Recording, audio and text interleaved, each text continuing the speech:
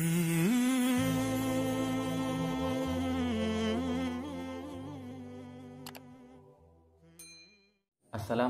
warahmatullahi wabarakatuh.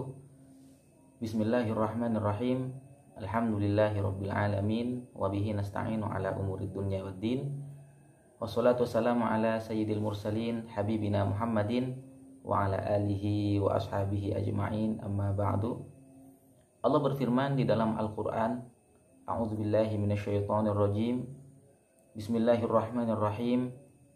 Ara'aital ladzi yukadzibu biddin fadzalikal ladzi yad'ul yatim wa la yahuddu 'ala ta'amil miskin fawailul lil musallin alladzina hum 'an salatihim sahun alladzina hum yura'un wa yamna'unal ma'un. Pembahasan kita di video kali ini adalah mengenai salah satu ayat di dalam surat yang kita baca tadi, yaitu ayat alladzina hum yura'un, orang-orang yang melakukan riya. Di dalam surat ini Allah menegaskan fawailul lil musallin, maka celakalah atau neraka wail bagi orang-orang yang salat, yaitu alladzina hum an salatihim sahun, yaitu orang-orang yang lalai terhadap salatnya. Para ulama menafsirkan bahwa yang dimaksud lalai di dalam ayat ini adalah menunda sholat sampai keluar dari waktunya atau telat melaksanakan sholat dengan sengaja. Alladzina hum yura'un, orang-orang yang melakukan riya. Jadi orang yang riya dalam amal ibadahnya dijanjikan neraka wail atau celaka oleh Allah Subhanahu wa ta'ala. Oleh karena itu, kita perlu mengetahui apa yang dimaksud dengan riya di dalam agama Islam. Di dalam bahasa Arab, ar-riya itu asal katanya adalah ar-ru'yah, yang mana artinya adalah dilihat atau melihat. Dan ar-riya di dalam ilmu akhlak Islam adalah beribadah untuk dilihat orang lain. Beribadah atau beramal atau berbuat kebaikan dengan tujuan agar dilihat dan dihargai atau dipuji oleh orang lain.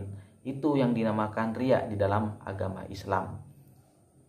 Kemudian riya ini banyak sekali bentuknya. Bisa jadi riya dengan fisik, artinya menunjukkan sesuatu pada fisik orang yang riya ini agar dipuji oleh orang lain. Misalnya menunjukkan bahwa fisiknya sangat kurus. Kalau misalnya tujuannya di dalam hatinya agar dilihat oleh orang lain sebagai ahli ibadah, sebagai orang yang sering berpuasa, maka ini juga termasuk riya. Karena ini ingin dilihat baik oleh orang lain dengan menunjukkan sesuatu pada fisik orang tersebut. Bisa juga riya ini dengan menunjukkan kondisi tertentu.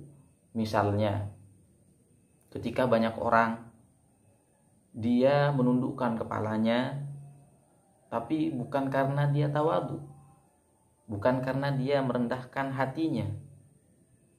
Ketika dia menunduk melihat ke arah bawah, tujuannya ingin dilihat oleh orang lain sebagai orang yang alim, sebagai orang yang tawadhu, sebagai orang yang rendah hati.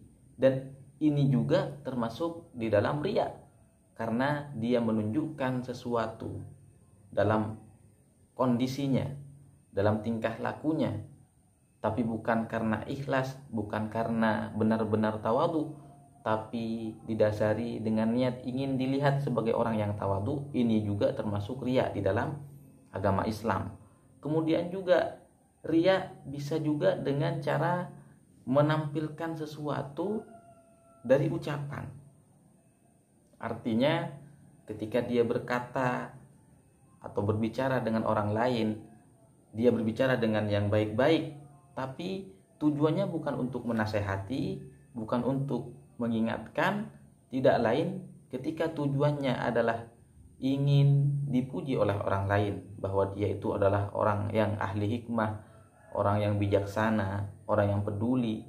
Ketika niatnya ingin dilihat dan dipuji oleh orang lain, dihargai oleh orang lain, maka ini juga termasuk riya dengan ucapan.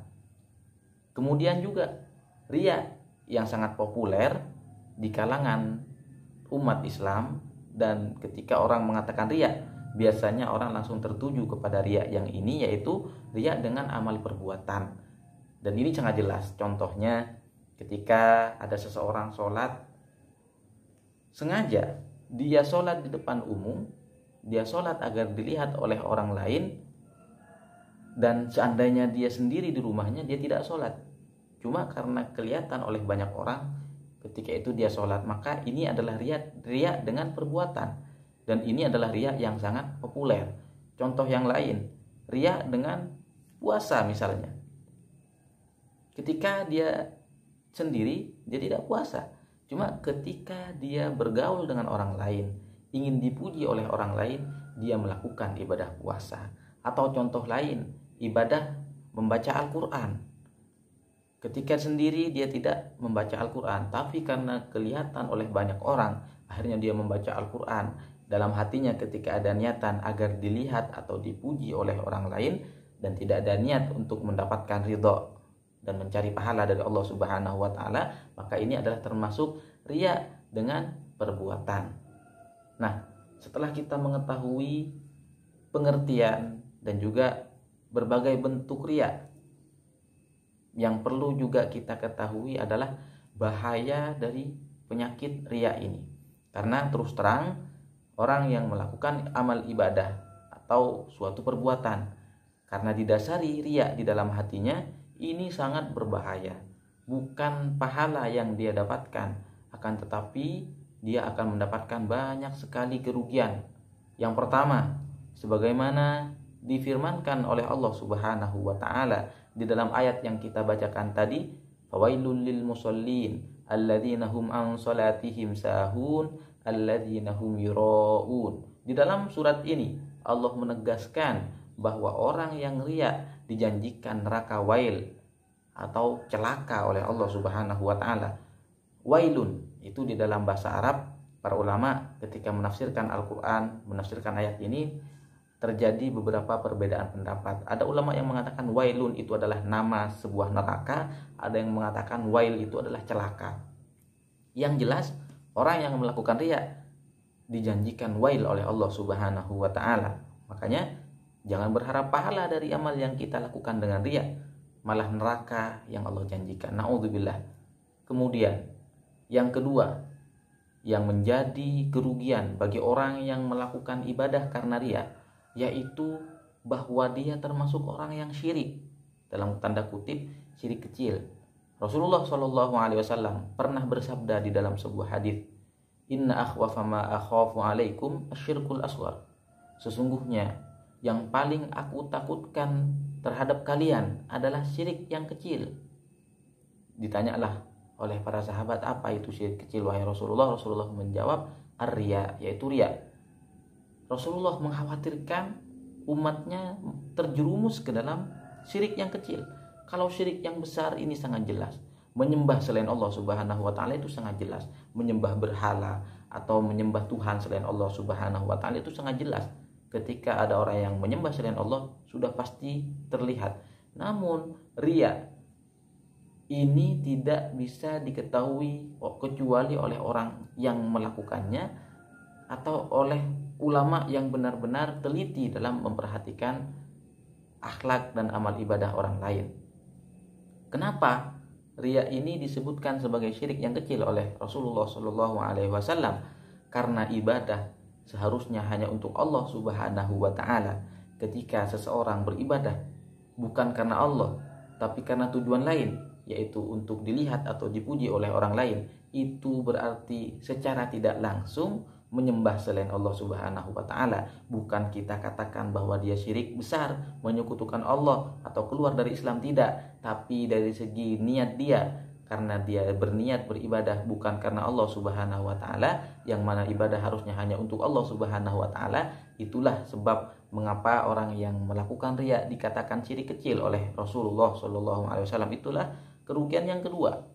Kemudian yang ketiga, yang menjadi kerugian bagi orang yang melakukan ibadah karena riya, dia itu di akhirat tidak akan mendapatkan pahala dari Allah Subhanahu wa taala.